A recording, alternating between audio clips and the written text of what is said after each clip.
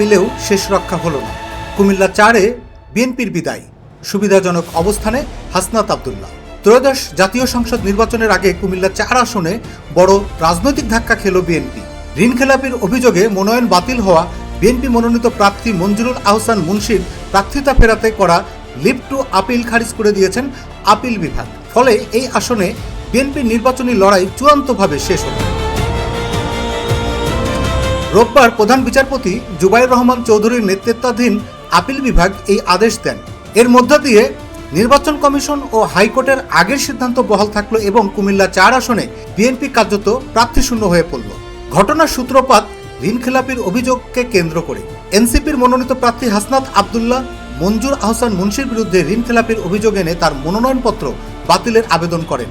অভিযোগ আমলে নিয়ে গত 17 জানুয়ারি নির্বাচন কমিশন মঞ্জুরুল আহসান মুন্সির মনোনয়নপত্র বাতিল ঘোষণা করে।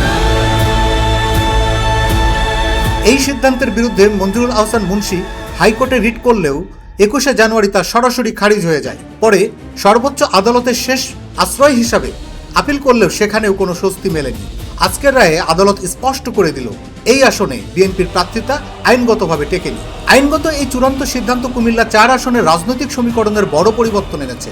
শক্তিশালী প্রতিদ্বন্দ্বী না থাকায় জামাতে ইসলামী নেতৃত্বাধীন জোটের প্রার্থী হাসনাত আব্দুল্লাহ এখন অনেকটাই সুবিধাজনক অবস্থানে রয়েছেন বলে মনে করছেন রাজনৈতিক বিশ্লেষকরা। কুমিল্লা 4 আসনে হাসনাত আব্দুল্লাহর বিপরীতে নির্বাচনী মাঠে রয়েছেন গণ অধিকার পরিষদের প্রার্থী মোহাম্মদ জসিমউদ্দিন, ইনসানিয়াত বিপ্লব বাংলাদেশের প্রার্থী ইরফানুল হক সরকার, খেলাফত মজলিসের প্রার্থী মোহাম্মদ মুজিবুর রহমান এবং ইসলামী আন্দোলন বাংলাদেশের প্রার্থী মোহাম্মদ আব্দুল করিম। প্রধান বিরোধী দল বিএনপির প্রার্থী বাদ পড়ায় এই আসনে ভোটের লড়াই কার্যত একপেশে হয়ে পড়েছে বলে সংশ্লিষ্টদের মতামত। তবে বিএনপি সহজেই হাল ছাড়ছে না এই আসনে। নিজেদের প্রার্থী নির্বাচন করতে না পারায় জোট প্রার্থী হিসেবে গণ অধিকার পরিষদের প্রার্থী জসিমকে সমর্থন দিয়ে নির্বাচনে প্রতিদ্বন্দ্বিতা গড়ে তুলতে চেষ্টা করছে বিএনপি। রাজনৈতিক অঙ্গনে এখন প্রশ্ন একটাই, এই রায়ের প্রভাব কি অন্য আসনগুলোতেও ছড়িয়ে পড়বে? রুহুল আমিন, ইনফিনিটি বাংলা।